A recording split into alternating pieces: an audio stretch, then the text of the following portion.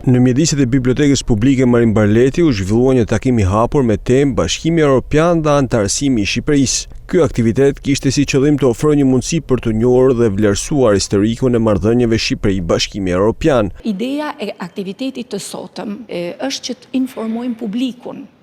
Në fundit ky proces prek publikun, nofta jo me një herë, po në terma afatmesme dhe afatgjata, gjithë këto procedura që kanë lidhje me plotësimin e kritereve të anëtarësimit në Bashkimin Evropian nikojnë drejt për drejt publikun dhe jetën e përditshme.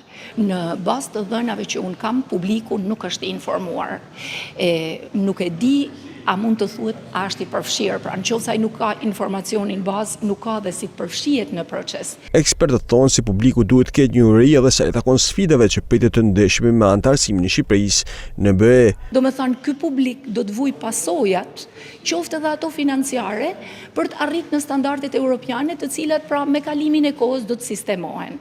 Për momentin kemi le të themi punë, vështirësi, qoftë edhe nga ana financiare, në mënyrë që pastaj gradualisht të vi rritja për të shku drejt kërkesave të Bashkimit Evropian që në fundit barazohet me standardet europiane.